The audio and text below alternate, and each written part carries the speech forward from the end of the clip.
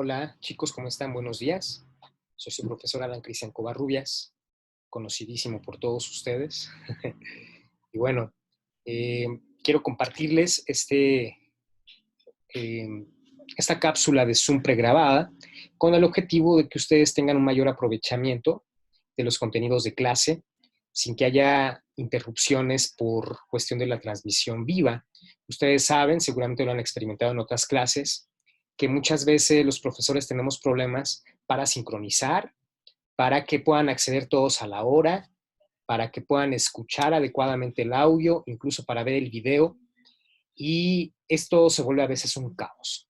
Entonces, para evitar este tipo de situaciones, hemos decidido darles esta cápsula pregrabada con el contenido de la clase. Otra ventaja de este mecanismo es que ustedes van a poder rebobinar este video para poder regresar hacia algún contenido que tal vez no haya quedado claro. De cualquier manera, ustedes también tendrán oportunidad de solicitar aclaraciones de manera viva y directa a través de una conexión a Zoom que vamos a agendar ya en su momento. Ya les llegará el correo para que ustedes allí puedan visualizar en qué horario y cuál es el ID y la contraseña que vamos a utilizar para poder acceder. Obviamente también el horario. Ahora, después de que ustedes vean este video pregrabado, van a tener oportunidad de hacer una lista de actividades que tendrán que entregar en Drive. Con base en esta entrega, en un horario específico que les voy a dar como límite, ustedes van a presentar ya también su asistencia. Con esto paso lista con la presentación de sus actividades. Y finalmente, van a tener también la oportunidad de interactuar en equipo a través de la plataforma de Google Teams. Eso va a ser la siguiente semana que tenemos diseñadas las actividades para que ustedes puedan ejercerlas. Finalmente, también estamos haciendo la pregrabación en el sentido de que algunos de ustedes están con situaciones de movilidad un poco complicadas. Entiendo que algunos están regresando a sus casas, están viajando, sobre todo los foráneos, entiendo también ahorita no tienen mucha estabilidad por el tema del lugar donde están radicando. Entonces, para que ustedes no tengan este tipo de situaciones que compliquen el acceso en el horario de clases normal, he ahí que estoy dejándoles este video para que lo vean a lo largo del día de hoy, con la actividad que también tienen que entregar a lo largo del día de hoy. Muy bien, chicos, pues vamos a comenzar. Brevemente, una pequeña introducción. Ustedes saben que hemos visto que el problema de la transmisión de la verdad de Dios tiene algunas complicaciones. En principio, ¿cómo sabemos que es Dios el que está hablando? ¿Cómo sabemos que un Dios exterior, válido, finalmente para todo tipo de humanidad, se comunica de manera adecuada? Hay que decir que este Dios, el Dios en el horizonte judeocristiano, específicamente hablando, tiene unas connotaciones específicas. Él se manifiesta obviamente en un lenguaje en el cual podemos entenderlo, en un contexto en el cual también nosotros podemos sentir cierta familiaridad. Y estos contextos están llenos de vicios, de pecado, evidentemente, como lo hemos visto en clase, pero pacientemente Él va moldeando los corazones del pueblo para que puedan ir entendiendo poco a poco el mensaje de salvación. Y este poco a poco no nada más se da en el contexto en el cual se revela, en este caso el pueblo de Israel. Es una revelación que paulatinamente a lo largo de siglos, incluso de milenios, va moldeando los corazones de quienes lo escuchan, y podemos decir entonces que la comprensión de su mensaje pues es muy lenta, lleva milenios, incluso podemos afirmar que todavía no terminamos de comprender lo que Dios quiere revelarnos, definitivamente. ¿Se acuerdan ustedes de su lectura? La verdad por venir es una verdad que todavía no llega a nosotros y que finalmente también tiene que ver con el hecho transhistórico del fin de los tiempos. Bueno, ya con esta pequeña introducción nos ubicamos en el inicio de este parcial, en donde ya hablaremos propiamente de la revelación judeocristiana. ¿Cómo le hacemos para saber que Dios se revela y que ese Dios se revela específicamente a través de una persona o de un grupo de personas que consignan esta revelación en un libro o en un grupo de libros. ¿Cuáles son los criterios para decir que Dios es efectivamente el autor de lo que se dice en estos libros a través de estas personas? Ese es el objeto de esta clase. La Iglesia considera 4 criterios fundamentales. Pero antes de pasar a esos criterios, yo quiero comentarles que justamente Dios se va a revelar a través de personajes específicos llamados agiógrafos. ¿Qué hace un agiógrafo? Bueno, pues básicamente un agiógrafo se va a dedicar a comunicar de manera adecuada a un pueblo la voluntad de Dios en una situación sobre todo problemática. Dios irrumpe para liberar al pueblo de problemas específicos. Se revela como un Dios salvador. Por eso es que tiene mucho impacto, porque de alguna manera la vinculación inicial que establece con su pueblo es a través de la resolución de un problema, sobre todo de índole social. Eso lo vamos a ver sobre todo en el Antiguo Testamento. Les voy a compartir ahorita la diapositiva para que podamos entender mejor este tema. Bien, vámonos a la diapositiva. Estas diapositivas se las voy a compartir de manera adecuada en Drive para que puedan repasarla en su momento. Ok, la inspiración de Dios en el horizonte judío se manifiesta hacia el año 5004. Inicialmente es a través de una tradición oral y durante muchos años los judíos van a transmitirse el contenido de la inspiración divina a través de una temática oral. O sea, no hay escrito, porque los judíos no tenían escritura originalmente. ¿Qué es lo que van a transmitir? Van a transmitir la ley de Dios, que es el modo más adecuado de entender su presencia. Dios se manifiesta a través de una ley, una alianza de ley. Y esa ley básicamente lo único que pide es fidelidad y pide que el pueblo permanezca junto, que realicen ciertas acciones morales y también de culto o de devoción en un templo específico para que con esto se vaya sembrando la identidad propia de quienes van a ser llamados a constituir finalmente la comunidad de Dios. Esta manifestación de Dios se pone por escrito a partir del año 5004 y va a tardar en condensarse unos miles de años más. Ya les decía hace rato que la revelación de Dios es paulatina y es lenta. No podemos pensar que la Biblia se escribió en un día o en un año, sino a través de muchos años, incluso milenios. Antes de hablar de la consignación de los libros sagrados, hablamos de la inspiración. ¿Qué es la inspiración? La inspiración, dice aquí, es la acción divina sobre la mente y la voluntad de unos hombres para que fijen en libros la revelación de Dios.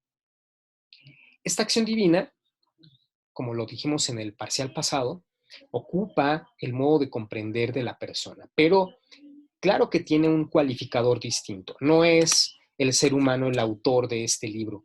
¿Y cómo lo vamos a determinar? En principio, porque esta revelación rompe con los esquemas del contexto usual del pueblo. El primer esquema que se rompe es el culto idolátrico politeísta. ¿En qué sentido?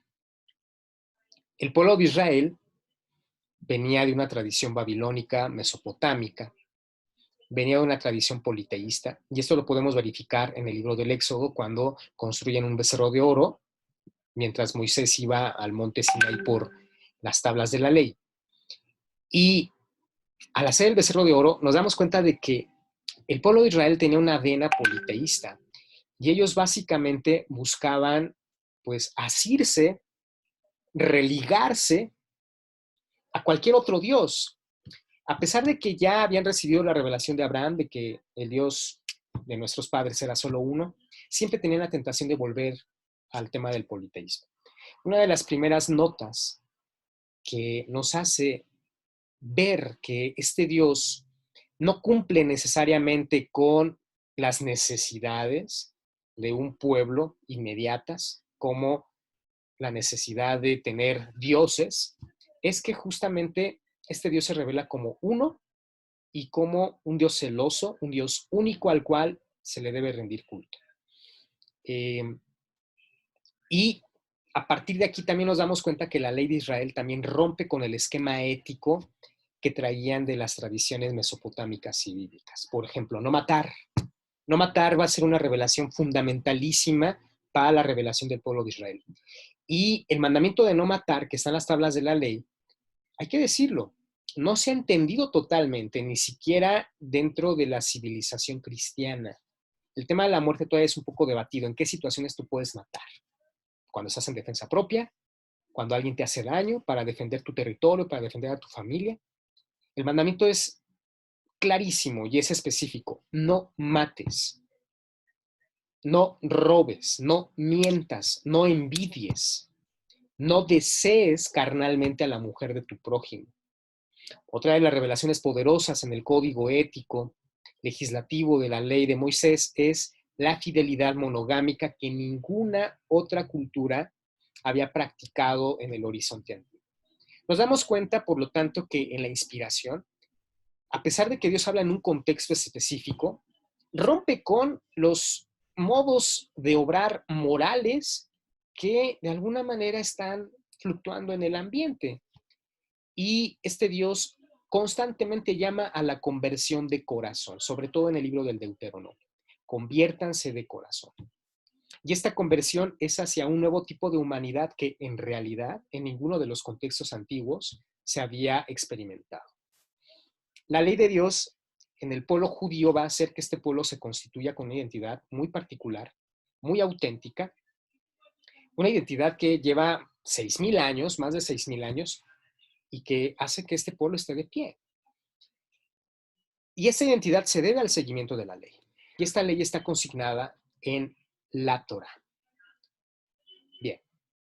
¿Cómo actúa Dios en la inspiración? Dios ilumina el entendimiento para que comprenda a su pueblo lo que Dios quiere decir. Muere la voluntad para que se escriba todo y solo lo que Dios quiere y cuida para que no se equivoquen aquellos que están escribiendo. Hay que decirlo, la influencia de Dios, claro que sí, modifica la comprensión de la realidad de quien está consignando lo que Dios quiere. Y en este caso, podemos decir que la inspiración se verifica porque le da un plus a la comprensión del mundo del hombre habitual.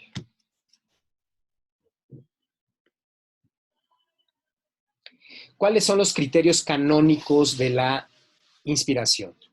¿Por qué se llaman canónicos? Porque se refiere a las leyes por las cuales uno reconoce que la Biblia es un libro sagrado. Son los 4 cánones que nos ayudan a identificar o le ayudaron a identificar a los que dijeron esto es palabra de Dios. Los libros que eventualmente formarían parte de la consigna de palabra de Dios. Son 4 elementos. El primero es revelación. Dios se abre, se revela, se manifiesta a cuantos lo aceptan con fe. 2, unidad. Aunque haya sido escrita por un largo tiempo y por diversos autores sagrados, hay cierta unidad uniforme en toda la Sagrada Escritura. Luego, la sacramentalidad es un signo visible de Dios y ofrece la oportunidad de encontrarse con Él. Y la inerrancia es que haya ausencia de todo error. Vamos a explicar cada uno de ellos para que no haya ninguna duda. Bien.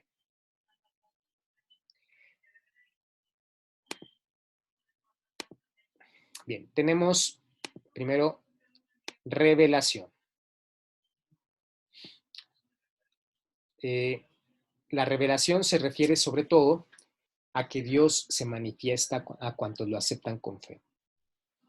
Y la revelación implica fundamentalmente que este Dios, como lo dijimos anteriormente, se dice uno, único, no tendrás otros dioses.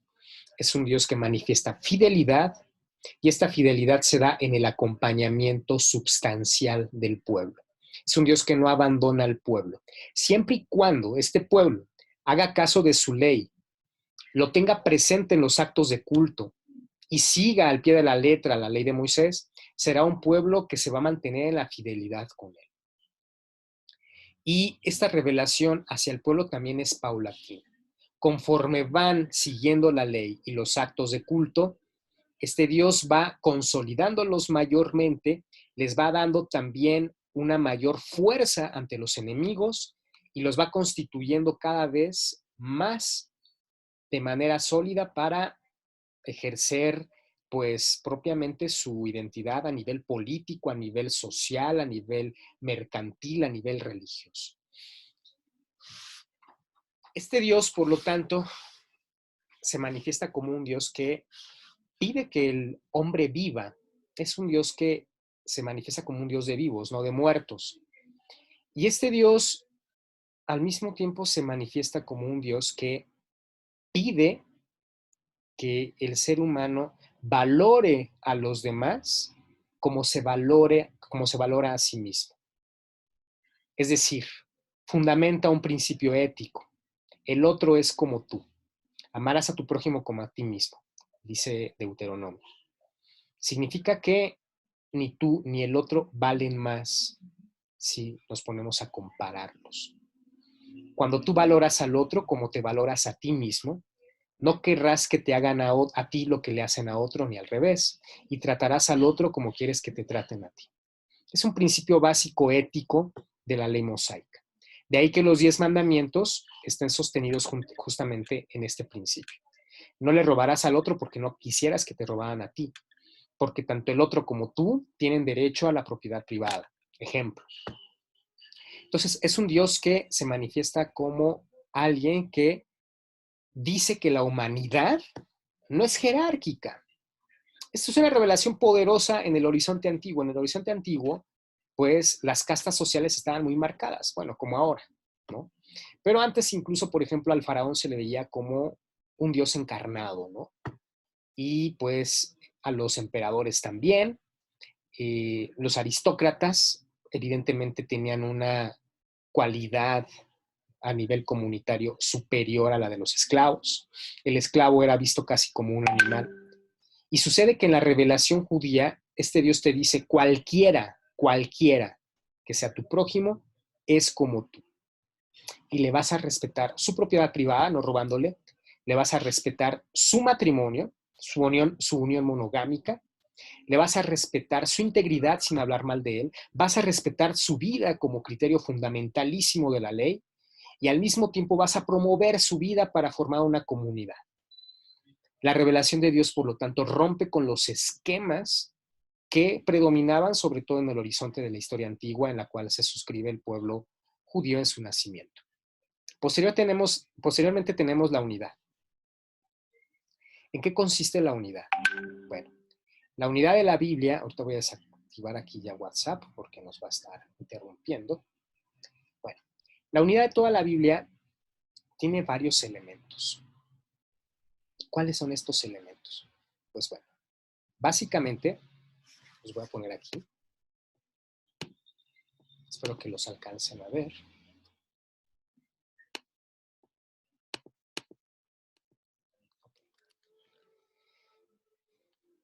Los elementos son sobre todo en razón del amor. Dios pide amor a Dios y al prójimo como a uno mismo. Bien, este es un criterio de unidad. Toda la Sagrada Escritura, la revelación, al ser paulatina, va purificando las relaciones primero con Dios, pero también con los demás. Al principio, como lo vimos en las clases pasadas, pues Dios permite incluso que haya muertes, ¿no?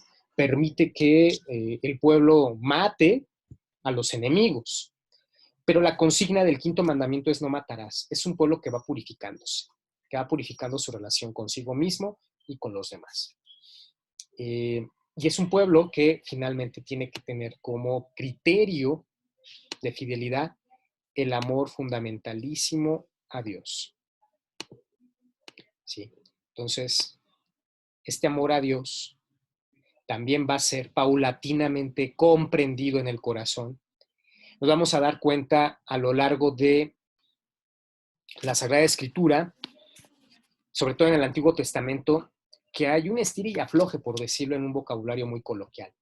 Dios le pide al pueblo, conviértete a mí, sé fiel a mis preceptos, y el pueblo al principio dice, ok, vamos a seguir tus preceptos, pero después de un tiempo se relaja, vienen los castigos, el pueblo empieza a clamar la misericordia de Dios, Dios se apiada, los vuelve otra vez a reunir, les vuelve a dar obsequios para manifestarles su fidelidad y su amor. El pueblo nuevamente hace migas con Dios para eventualmente romper otra vez esas migas porque a veces se alía con otras tradiciones. Casi todo el Antiguo Testamento va a estar narrando este estir y afloje de una fidelidad que se va gestando y que luego se rompe y luego se gesta con mayor profundidad. Y en este tipo de dialéctica se va moldeando la solidez de un pueblo escogido por Dios. Un Dios que es muy paciente, que de alguna manera respeta la libertad humana y en toda la Sagrada Escritura, en el Antiguo Testamento sobre todo, vamos a ver que la constante es la fidelidad a Dios y la purificación de las relaciones humanas. Muy bien. Perdónenme, es que... Luego, tenemos otro criterio de unidad, y este criterio de unidad va a ser el hilo de la historia que comienza con un acto creativo, la creación. La creación que es ex nihilo. ¿Qué significa la palabra ex nihilo? De la nada de sí. Dios crea a partir de la nada de sí ni de materia alguna. Dios, por lo tanto, no crea a partir de sí. Si creara a partir de sí, entonces la creación sería una extensión de él, y esto sería un panteísmo. La creación ex nihilo nos hace ver que Dios crea algo que no existía. Y justamente por eso la creación es un gran milagro, porque algo que no existía, de la nada, surge por el poder de Dios. Y en esta creación, Dios crea al hombre a su imagen y semejanza. Bueno, del hombre y la mujer, hay que decirlo así.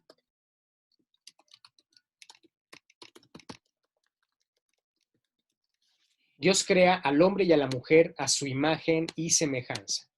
¿Qué significa esto? Significa, de hecho eso está en el Génesis 1:26, ya lo hemos platicado anteriormente en clases, Dios crea al hombre y a la mujer a su imagen y semejanza. De hecho, la última clase que tuvimos, ya nostálgica, cuando todavía podíamos reunirnos en vivo, pues platicábamos un poquito de cómo se había dado la ruptura de esta imagen y semejanza del pecado original. Entonces, crea su imagen y semejanza. ¿Para qué los crea? Los crea para colaborar con él en la creación. Este es un proyecto inicial, incluso antes del pecado original. El ser humano, al ser imagen y semejanza de Dios, colabora con él para que esta creación saque lo mejor de sí. Digamos que le deja la materia prima para que el hombre la transforme y haga de ella algo totalmente inusitado. En eso también nos parecemos a Dios, en el horizonte judío, en que somos capaces de crear algo de la nada que no existía. Claro, ya tenemos la materia prima, esa la crea Dios, pero nosotros somos capaces de transformar lo que Dios ha hecho para darle, pues hay que decirlo, una versión plus, ¿no? Y en este sentido, el ser humano está hecho para alabar a Dios, participando en su creación y finalmente para constituir una gran familia. Este ser humano, al ser imagen y semejanza de Dios, está llamado como Dios a dar amor, a crear, a dar vida y finalmente a constituirse en una comunidad de amor. Otro criterio de unidad, bueno, va a ser el pecado original. Está en Génesis 3. Ya platicamos un poco del pecado original la clase pasada. El pecado original es la ruptura. Dios crea al ser humano libre. De hecho, de nada valdría que nos hubiera creado con un chip para orientarnos únicamente hacia Él y como títeres responder solo a su voluntad. De hecho, les voy a decir algo, chicos. El pecado original rompe también con el esquema de la visión de libertad humana en la época antigua. En la época antigua, sobre todo en los griegos, lo podemos ver también en la cultura mesopotámica y demás, que el hombre realmente no era libre. El ser humano estaba casi siempre condicionado por fuerzas sobrenaturales. Primero los fenómenos naturales, evidentemente, las hecatombes que no podía controlar, pero también estaba controlado por los dioses. Los dioses finalmente eran titiriteros de la humanidad. En la visión griega, por ejemplo, se tiene por entendido que la historia es un eterno retorno de lo mismo. ¿Esto qué significa? Que estamos condicionados a ejercer un destino en este eterno retorno, porque los eventos que vivimos ahorita los hemos vivido anteriormente infinidad de veces y los vamos a vivir en el futuro infinidad de veces, porque todo se repite. Las estaciones del año se repiten, los días y las noches se repiten cíclicamente y finalmente no tenemos nosotros más que obedecer a lo que el destino ya tiene marcado. Ejemplo de ello lo tenemos en la tragedia griega, en toda la literatura trágica. Por ejemplo, Edipo. Ustedes saben que Edipo era un hombre que conoció su destino y en su lucha por evitarlo termina cometiéndolo. Es decir, nadie se escapa al destino. Y estas cosmogonías sobre todo están presentes en las culturas antiguas como Grecia, Mesopotamia, Egipto y Babilonia. ¿Qué pasa con los judíos? El pueblo de Israel recibe una revelación poderosa, inédita. Dios pone un árbol en el centro y todavía con un poco de resquicio de las cosmovisiones antiguas religiosas, les dice a Adán y Eva, obedezcan, no comerán de ese fruto. Pero aquí aparece un dato curioso. Adán y Eva desobedecen. Y con ello ejercen algo llamado libertad. ¿Qué significa esto? Que el ser humano, a pesar de ser hecho a imagen y semejanza de Dios, puede decirle a él, no, tú no tienes nada que ver conmigo y tus preceptos no tienen nada que decir. En el pecado original, Adán y Eva comen de la manzana, o bueno, del fruto prohibido, con eso ejercen un acto de libertad que, sin embargo, les hace verse desnudos, les hace verse vulnerables, les hace verse no tan omnipotentes como hubieran querido. A pesar de ser imagen y semejanza de Dios, se dan cuenta que no tienen más que limitaciones. Y que, pues finalmente, la promesa de la serpiente, que era la de dominio a través de la razón del universo, pues es una ilusión, una ficción, que finalmente se paga muy caro. Adán y Eva pensaban en términos de poder, en términos de imposición, en términos de voluntad que define el curso de la historia. Y este va a ser el tema que va a contrarrestar la ley de Moisés. Primero, decirle al hombre y a la mujer, obedezcan la voluntad de Dios. Y esta voluntad es una ley de libertad, después lo va a decir San Pablo, no es una ley que esclaviza. Y para que tú puedas regresar al lugar que abandonaste, tienes que seguir mi ley. En Génesis 3:15, lo acabo de poner ahorita porque si no lo vieron, en Génesis 3:15, nos vamos a dar cuenta que hay una promesa. Dios le dice a la serpiente, te arrastrarás por la tierra después de que cometió el pecado original Adán y Eva, y un descendiente de mujer te aplastará la cabeza. Esta revelación es poderosa porque Génesis 3:15 nos habla de otro aspecto de la unidad bíblica, que es algo llamado redención.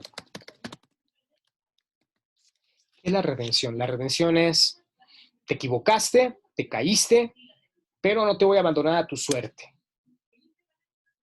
A pesar de que hayas elegido estar lejos de mí, yo siempre voy a estar allí para recordarte que conmigo vas a obtenerlo todo, porque yo creé todo.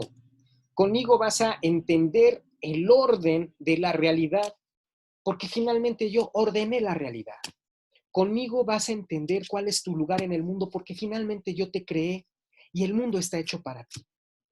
Y este mundo es amplísimo, tiene infinitas posibilidades porque yo soy un ser infinito.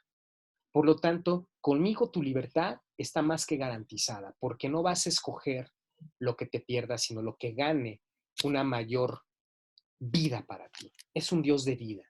Él redime. Y en Génesis 3:15 ya tenemos la primera nota de algo llamado redención. ¿Qué es la redención? El hecho de que Dios toma la iniciativa para que el ser humano no se pierda. Y bueno, la redención finalmente se consuma, después vamos a verlo, con la venida del Mesías. El Mesías es un ser prometido que de alguna manera está profetizado por el pueblo de Israel como aquel que va a restaurar la relación entre Dios y los seres humanos. Esta redención, por lo tanto, pues va a estar definida por el Mesías. Bien, antes de la llegada del Mesías, el pueblo, en estas peripecias, en estos estires y aflojes que les decía hace rato, básicamente va a tender a tener un contacto con Dios mediado. ¿Qué significa mediado? Pues Dios ya no habla simplemente de manera directa, Dios habla a través de personas específicas, en primer lugar los hagiógrafos bíblicos, pero también a través de profetas, a través de reyes, a través de jueces y a través de algunos personajes ilustres que van a manifestar en un momento específico de la historia la voluntad de Dios. Entonces, tenemos otro aspecto de la unidad bíblica.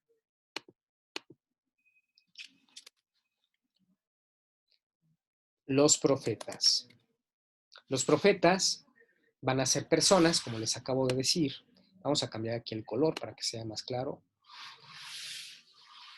De hecho, vamos a tener un tema específico para profetas, pero básicamente les digo que los profetas son intermediarios entre la voluntad de Dios y los hombres. Son personas que vienen del pueblo, que hablan el lenguaje del pueblo, que viven las situaciones del pueblo y que reciben una revelación cualificada de Dios que es transmitida al pueblo. Son personajes incómodos, básicamente cuando el pueblo se ha relajado en la disciplina, en el culto y en el seguimiento de la ley de Moisés, se encargan ellos de decirles, oigan, se están equivocando, regrésense porque si no, les va a ir mal. Generalmente los profetas, al ser rechazados, a veces son apedreados. En algún momento se constituyen como consejeros de los reyes, pero los reyes cuando los escuchan, pues los corren del palacio y los exilian, porque no les gusta escuchar que alguien les diga lo que tienen que hacer. Y básicamente es la voz de un Dios que les dice, regresen a la fidelidad. Reyes y pueblo, muchas veces se alejan de Dios, incluso por convenios comerciales y políticos con otros pueblos paganos, a veces tienden a rendirle culto a otros dioses y los profetas están ahí para decirles, hey, vamos a regresar a la fidelidad original. Los profetas, por lo tanto, así manifiestan la unidad bíblica fundamental que es el llamado a la fidelidad cuando ésta se olvida. Tenemos también a los reyes. Los reyes, que son precedidos por los jueces, bueno, vamos a poner aquí jueces, porque no los jueces. Jueces y reyes. ¿Qué hacen los jueces y los reyes? Básicamente, tienen la labor de recordar los aspectos pragmáticos de la ley mosaica, los aspectos también de aplicación de la ley. Los jueces, en principio, están instaurados como personajes que median en los conflictos del pueblo. Me robaste una res, me robaste mis granos de comida, pues van con los jueces para que diriman, ¿no?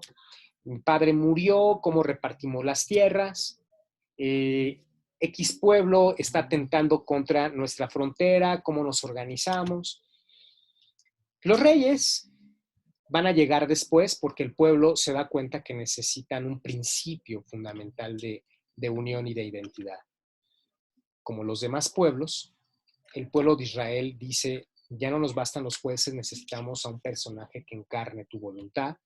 Y Dios instituye a los reyes, David, Saúl, Salomón y otros tantos que son muy conocidos. ¿Qué hacen los reyes? Los reyes básicamente son ungidos, hay que decirlo así, con un aceite especial, y esta unción los habilita para que en nombre de Dios puedan ordenar política y socialmente al pueblo, pero sobre todo siguiendo la ley de Moisés. Los reyes también van a caer en infidelidades, incluso reyes como el rey David, ¿no?, que son muy notables en el transcurso de la historia de Israel, pues van a tener sus momentos de debilidad, pero finalmente son personajes que van manifestando dentro de sus limitaciones la voluntad de Dios en la organización política. En todos estos personajes nos damos cuenta que hay una dialéctica interesante, porque no siempre se entiende la voluntad de Dios, porque algunas veces la infidelidad gana, porque nuestra humanidad gana. Sin embargo, este Dios, repito, es fiel al grado de que en su paciencia va conduciendo poco a poco a este pueblo. Bien, luego tenemos, vamos a tener posteriormente a los poetas. Les anteceder un poquito qué significa esto. Los poetas van a ser escritores que en ausencia de los profetas van a manifestar de una manera un poco más cálida la voluntad de Dios. Los profetas son un poquito más duros, son inflexibles, son determinantes y tajantes. ¿Te conviertes o no te conviertes? ¿Te conviertes? Dios es fiel y te devuelve todo. ¿No te conviertes? Lo pierdes todo y estás condenado a morir. Los profetas se acaban.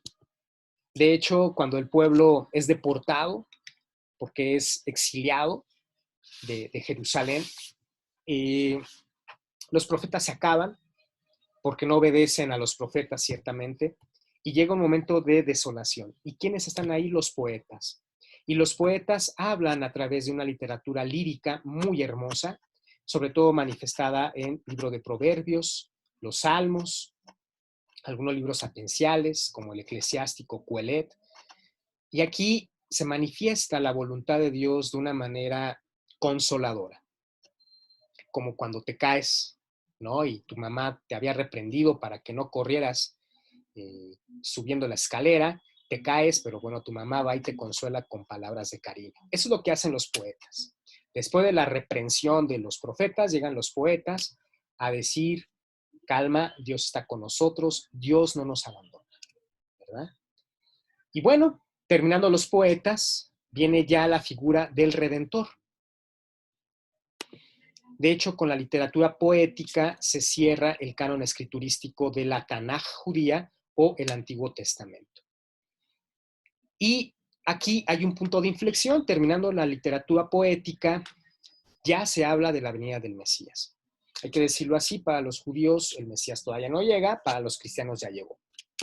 Y con esto nosotros de alguna manera damos cuenta de que hay una divergencia, ¿verdad?, entre judíos y cristianos. Ya en otra cápsula, aquí también por este medio vamos a hablar del mesianismo. Y el Mesías es el que finalmente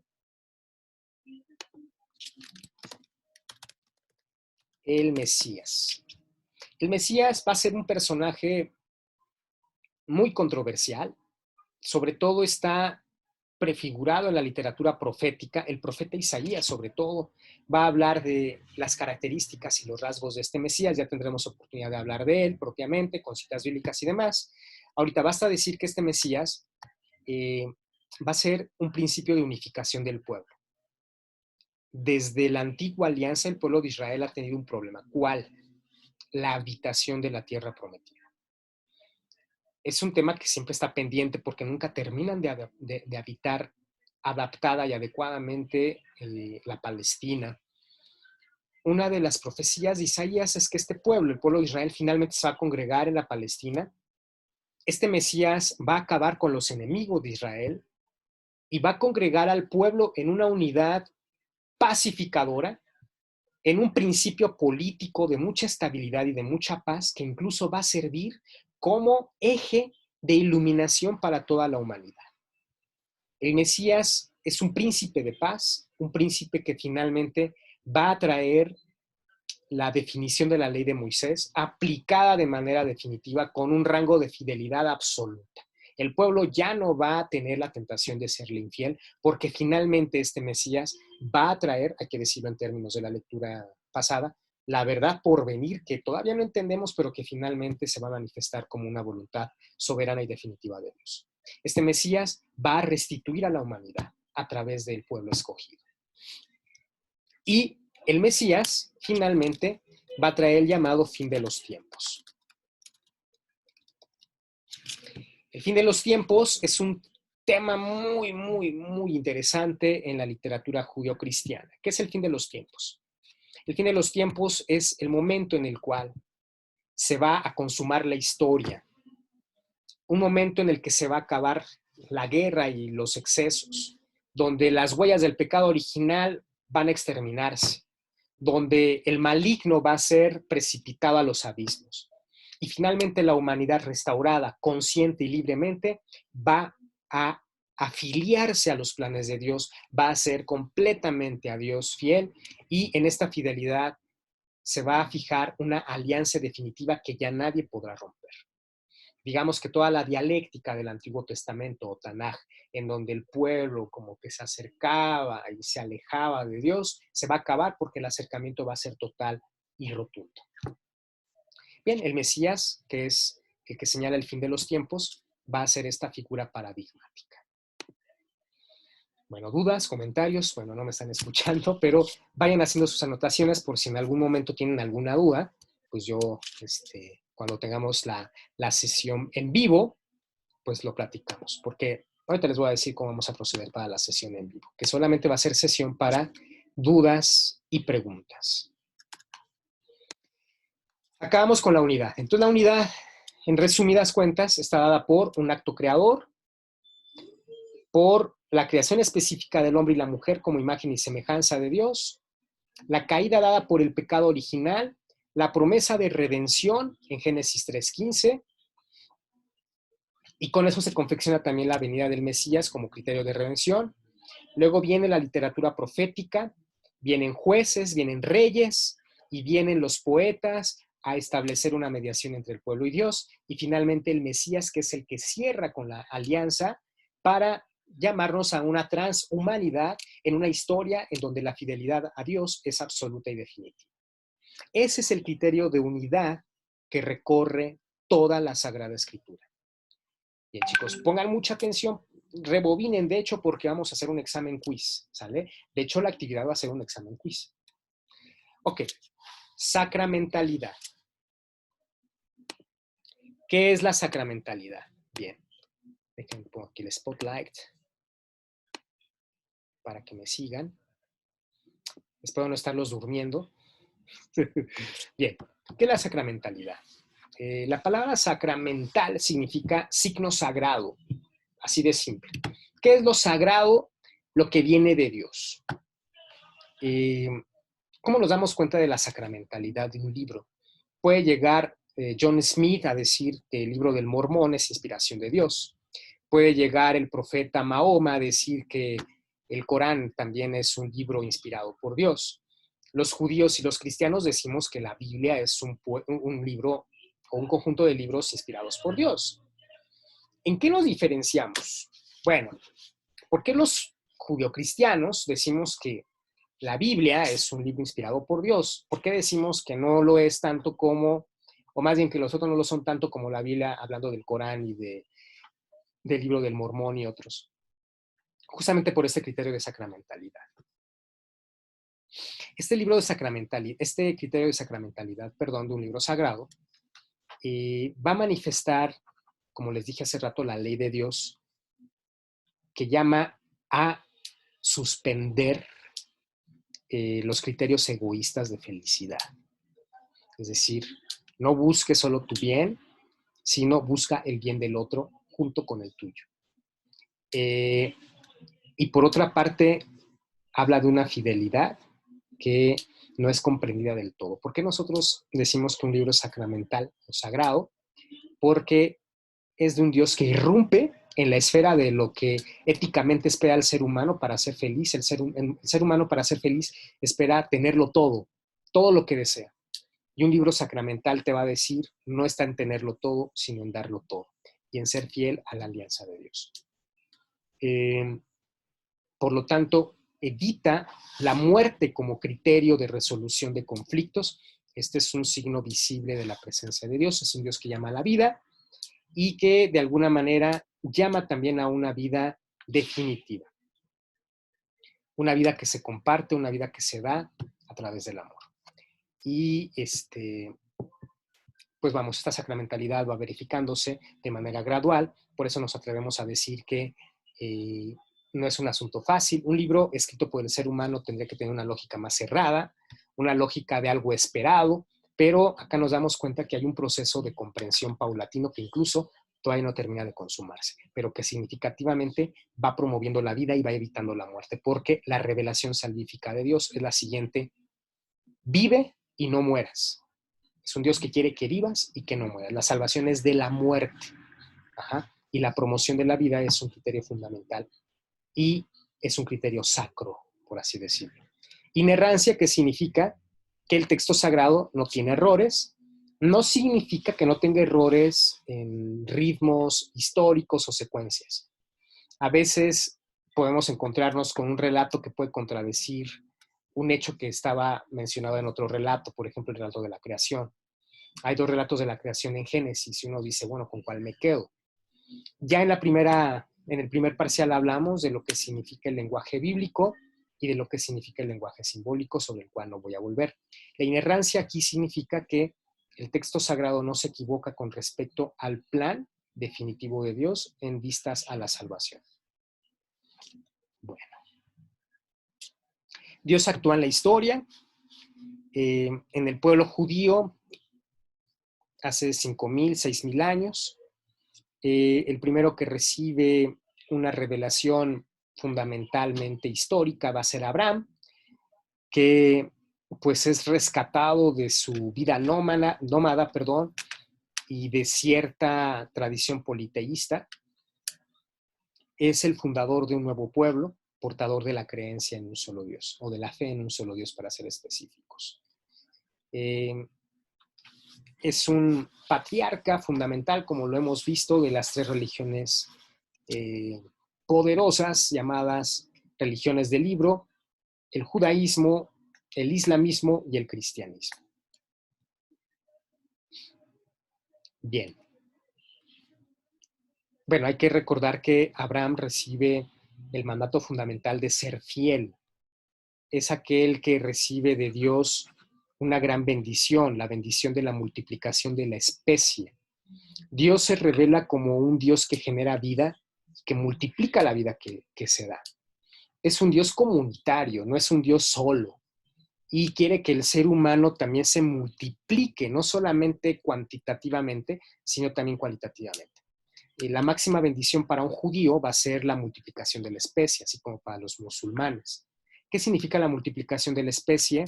Que el Dios de la vida quiere que en la descendencia se siga manifestando pues su gloria creadora, ¿no? Es un Dios que sigue creando seres humanos, un Dios que quiere que estos seres humanos sigan recreándose en su creación y que manifiesten comunitariamente su voluntad.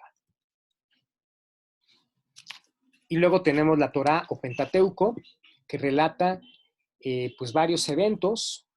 Son 5 libros. Los 5 libros que ahorita vamos a ver van a hablar de los orígenes y también de cómo se fue dando la ruptura de la alianza con Dios y cómo se va restaurando. Ya en clases pasadas hablamos de Abraham, de la descendencia de Abraham, de cómo Abraham genera engendra a Isaac, a Ismael, Isaac engendra a Esaú y a Jacob, Jacob que eventualmente se llama Israel, quien va a tener 10 hijos, de los cuales se van a constituir las 12 tribus de Israel, que actualmente conforman el pueblo judío. Y bueno, la descendencia de Abraham finalmente es la descendencia fundamental de la fe. Bueno, rápidamente les narro la historia del pueblo de Israel a partir de Jacob. Jacob, como sabemos, tuvo muchos hijos. Uno de ellos, José, que tenía la cualidad de tener sueños proféticos. Sus hermanos lo envidiaban porque para ellos era el consentido de su papá. Y en esa envidia deciden venderlo. Casi lo matan, pero al final deciden venderlo como esclavo. José es esclavizado. Posteriormente, por azares del destino, llega a la corte del faraón porque se hace famoso en razón de que interpreta los sueños. El faraón tiene un sueño, dice que sueña 7 vacas flacas y 7 vacas gordas. Le pregunta a José, oye, bueno, ¿qué significa este sueño? José le dice, este sueño significa que vendrán 7 años de mucha abundancia, pero también 7 años de carestía. Yo te aconsejo que almacenes en los graneros y que vayas previéndote para este tiempo. Se cumple la profecía, José es tenido como consejero del faraón, sube de rango social. Cuando llega la carestía a la región, la propia familia de José padece pues, los infortunios del hambre, se acercan a Egipto y da la casualidad de que se encuentran con José, al cual no reconocen porque está muy cambiado, y José, lejos de recriminarles lo que le hicieron, los recibe con los brazos abiertos y fundan pues una nueva familia bajo esquemas de reconciliación. ¿Qué nos deja ver la historia de José y de sus hermanos? Pues que una de las consecuencias del pecado original, que fue la ruptura con Dios y la ruptura con los demás, empieza a restaurarse. El tema de los hermanos va a estar muy presente en la Sagrada Escritura, en la Tanaj, y luego también en el cristianismo. Después les voy a decir por qué. Pero esta idea de la familia, ¿no? Que rompe desde Caín y Abel. Caín mata a Abel por envidia, ¿no? Los hermanos de José lo venden como esclavo por envidia. A Jesús, el hermano mayor de los cristianos, lo matamos por envidia. Bueno, ese tema de la familia que es rota por esquemas de envidia entre hermanos, empieza a restaurarse justamente en la historia de José. José revierte, por así decirlo, la venganza o la justicia, ¿no?, contra sus hermanos para acogerlos con misericordia, para decirles, no pasa nada, se equivocaron, pero un error no puede definir nuestras vidas, no puede definir a nuestra familia. Con José, por lo tanto, se da una innovación y esta innovación hace que este pueblo se consolide. Tras un esquema de reconciliación, esta familia se consolida a grado de que se constituye como el pueblo de Israel, el pueblo de Jacob, el papá de José. Después, José muere, todos los descendientes de sus hermanos y de él mismo se multiplican como las estrellas del cielo porque es la bendición de Dios. ¿Qué pasa con Egipto? Bueno, Egipto empieza a darse cuenta en el faraón, en los faraones, pues que el pueblo está creciendo y que pues son muchos y si se les ocurre rebelarse contra el imperio, pues evidentemente va a haber mucha desventaja. Entonces, el faraón los faraones, mejor dicho, empiezan a esclavizarlos y se convierten finalmente en algo menos que humanos. Ahí viene un primer esquema de redención o de liberación.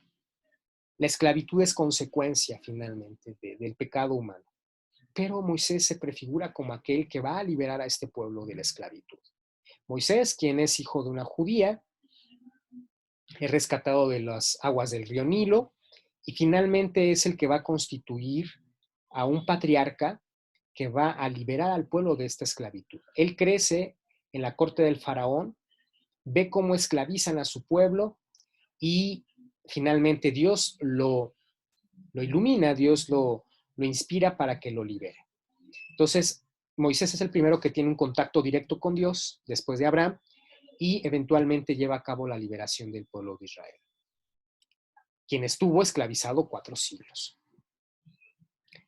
Moisés libera al pueblo, lo lleva a la tierra prometida porque uno de los criterios de consumación de la alianza de Dios es que el pueblo, después de la ley, va a estar en un lugar específico, va a habitar un pueblo, un lugar específico, perdón, y va a vivir en paz.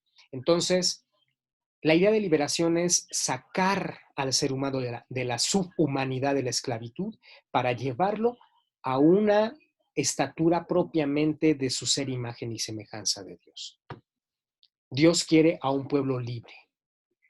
Y bueno, Moisés los lleva por el desierto, pasan por muchas peripecias, y esas peripecias están dadas en temas de fidelidad e infidelidad, como ya les había dicho. En el desierto dudan de Dios, dudan de Moisés. Muchos de ellos, incluso en el hambre y la sed, que preferirían ir a comer otra vez las cebollas en Egipto que estar pasando penurias.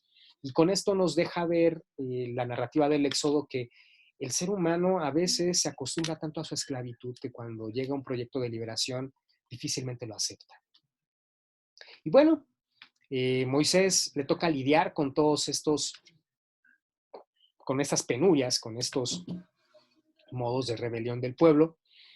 Va por las tablas de la ley al monte Sinaí, y luego sucede que el pueblo, cuando baja, ya está construyendo el becerro de oro, como se los dije hace rato, rompe las tablas de la ley, el pueblo pasa sed, Moisés pone sobre la tierra su cayado, brota agua, Dios les da maná del cielo, los hace pasar a pie por el Mar Rojo, los libera de los egipcios, perdón, de los carros del faraón.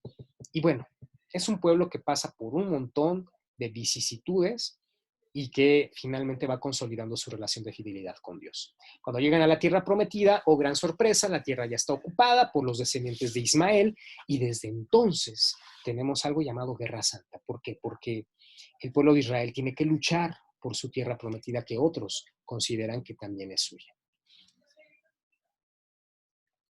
Bueno, y durante el transcurso del desierto van a recibir el esquema fundamental de la ley de Moisés, que son los 10 mandamientos. Estos 10 mandamientos van a ser el código legislativo que va a primar las relaciones sociales entre el pueblo de Israel. Y hay que decirlo, después, cuando el cristianismo acoge, obviamente, la ley de Moisés por la redención de Jesús, los 10 mandamientos van a revalorizarse y van a fungir como un esquema fundamental en la legislación del Imperio Romano y eventualmente en la legislación de Occidente, para que lo tengamos en cuenta. La organización tribal se transformó en una monarquía, como les dije hace rato. Llegan los reyes, el rey Saúl, el rey David, quien va a encargarse de unir a las tribus de Israel en un solo reino, porque se habían dividido. Ya lo hemos dicho, el tema de los hermanos que se disputan por quién es el primero, por quién es el que tiene mayor predilección ante el papá, por quién es el consentido de Dios, va a ser una temática que va a estar presente. Y hay que decirlo, las tribus de Israel se dividen en 2 reinos, el reino del norte y el reino del sur, y el reino del sur va a estar comandada por las tribus de Judá y el norte de todas las otras 10 tribus. Y bueno, pues nos vamos a dar cuenta que una de las labores en la historia de la salvación es reintegrar a lo que se había dividido. Y David va a pasar a la historia de Israel como un rey que une nuevamente al pueblo en un solo reino después de las vicisitudes que ocasionaron su división. Luego viene Salomón, quien era un gran imperio, construye el templo de Jerusalén, es un rey sabio, un rey muy prudente, y podemos decir que es el único rey que más o menos es estable en toda la historia de Israel, porque casi todos los reyes tienen que luchar con vicisitudes propias de la guerra por la posesión de la tierra prometida. A la muerte de Salomón, déjenme muevo esto, a la muerte de Salomón, hace que otra vez se separen las 12 tribus en el reinado de Israel norte y reinado sur. Después estos reinos van a ser conquistados por otros reinos. Y, por ejemplo, tenemos a Samaria, una región que va a ser mezcolanza con otras tribus. A Samaria se le va a ver como con ojos de una tribu inferior porque finalmente son los que se mezclaron con otras culturas, y para Israel el tema de la fidelidad también está consolidado en el hecho de que no podrán mezclarse con otras culturas. Bien. Ay, perdónenme. Algo hice. Bien, bueno, de todos modos ya iba a terminar con esto porque ya se nos ha ido el tiempo. Pues vamos a hacer una recapitulación. Tenemos nosotros que la voluntad de Dios se manifiesta en un pacto de fidelidad que pasa por múltiples vicisitudes en la historia del pueblo de Israel, y esta fidelidad se manifiesta en un pueblo que poco a poco va entendiendo la necesidad de estar cerca de Dios y de cumplir su ley. Muy bien, chicos, pues ahorita voy a elaborar las preguntas para su examen quiz que van a tener abierto durante media hora. Miren, yo sé que todos ustedes no se pueden conectar a la hora de nuestra clase habitualmente.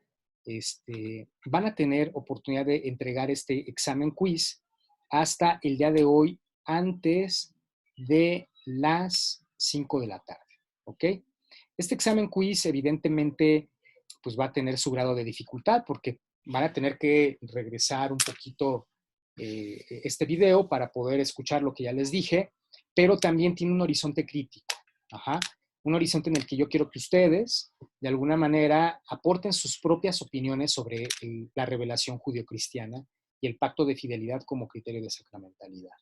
Entonces, voy a dejarles un quiz. Les pido, por favor, mucha seriedad y la próxima sesión lo vamos a comentar en vivo, ¿ok? Bueno, chicos, pues me despido. Ha sido un gusto poder compartir con ustedes esta primera cápsula de clase. Quedo al pendiente de cualquier duda o aclaración. Cuídense mucho, no salgan, permanezcan en casa, por favor. La situación está crítica, ustedes saben, en otros países. Yo espero que no llegue a nuestro país esta situación crítica, pero pues hay que mantenernos con mucha lucidez, previniendo cualquier tipo de contacto que no sea necesario. A veces tenemos la tentación de decir que somos jóvenes y que no nos va a tocar porque no somos de la población vulnerable, pero nos podemos convertir en portadores para los que sí son vulnerables, y en este sentido hagamos un llamado de responsabilidad para no contagiarnos, para cuidarnos unos a otros. Finalmente, algo que tiene que ver con nuestra clase, el cuidarnos unos a otros, que es parte del pacto fundamental de fidelidad de Dios. Cuídense mucho, oro por ustedes y estamos en contacto.